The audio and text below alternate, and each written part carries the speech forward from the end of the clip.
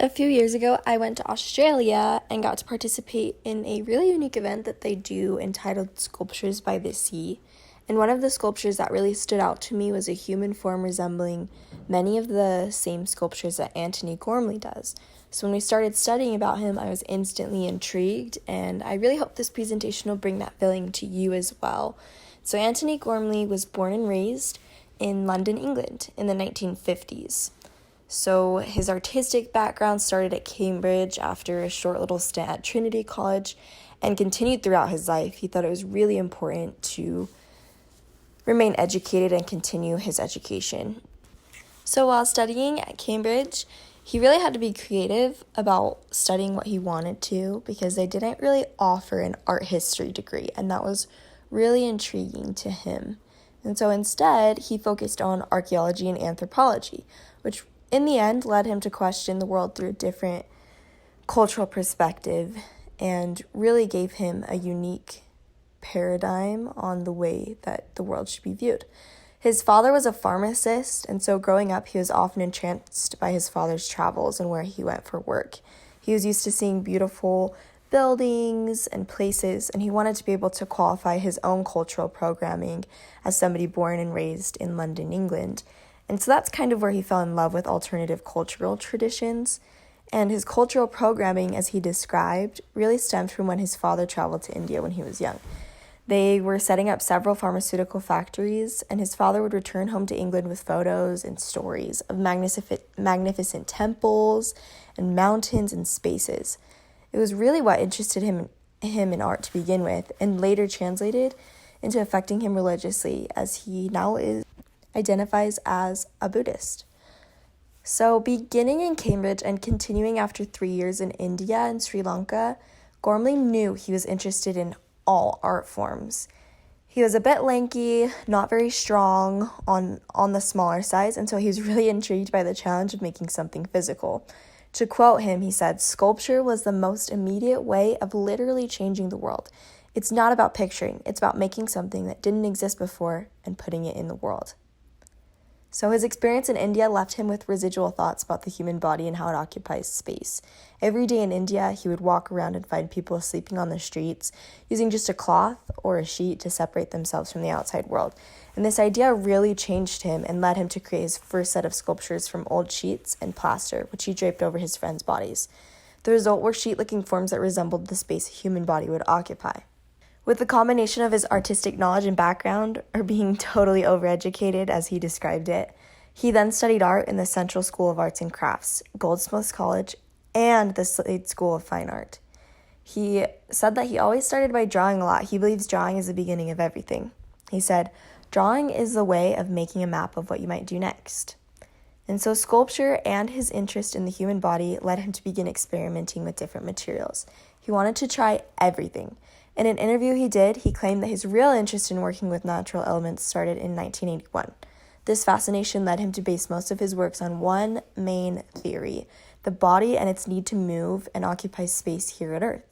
He wanted to break traditional ideals and encourage other artists to discover their new role with sculpture. He said, and I quote, "Now, sculpture has a completely other duty, which is to be a ground in which collectively we can think about our role as creators of the future." He's always believed, as his style has morphed over time, that his job is to reinvent the way we see our bodies in the spaces we inhabit. He said, "I'm trying to reassert in a time of increasing screen-based communication and in a way the denial of the body, that the body was made to move. We spend now increasing amounts of our living time sitting and attending to screens. I'm wanting to reassert the primacy of experience in the body." And so one of Gormley's favorite examples that he uses time and time again is the irony found in runners who run to keep their bodies in shape. He's found over time that such runners are a paradox, proving that the world as we are used to is now changing rapidly in a way that is really to our detriment.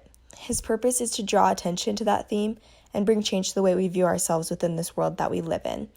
A runner should not have to run to keep their body in shape. They should be running for pleasure because their body's already in shape. Most of Gormley's exhibits over the years have engaged the viewer in a way that recreates the viewer as the subject. His purpose answers the question, can we map the space that we inhabit? In a TED Talk he gave in 2012, he engaged his audience by asking them to experience his idea of the place of imagination, which is a space of darkness inside ourselves as we close our eyes.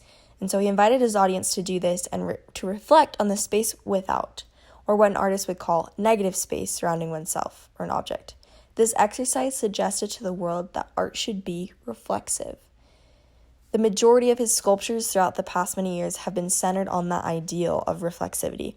Many of his pieces he has created from forms of his naked body using both the negative and positive space within and without.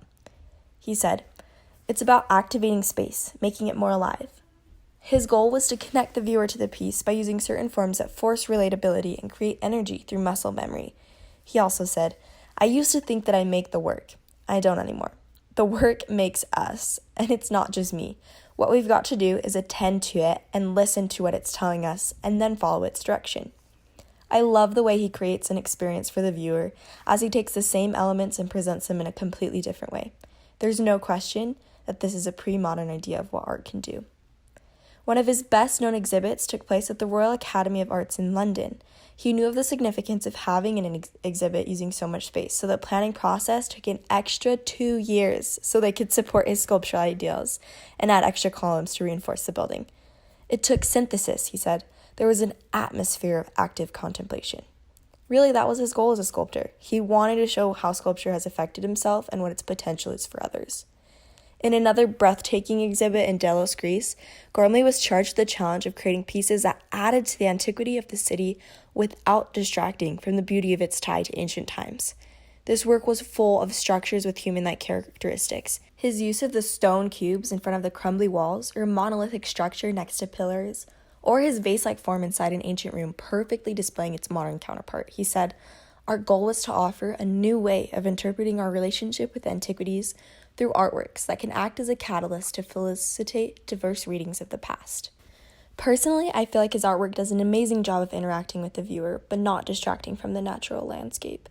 Gormley intended for that to be the point of his Delos work. He stated, "Sculpture is a threshold to another attitude to time. It provides the invitation to escape mechanized time as we know it."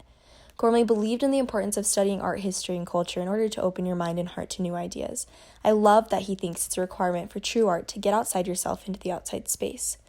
Now, many years into his profession, he continues to try and bring attention to the human body and our need for stillness and growth. "Pursue your own vision," he stated. "Make proposals for how you view art. Art and artists have to give back to the viewer or to human life itself." Here's a list of my references.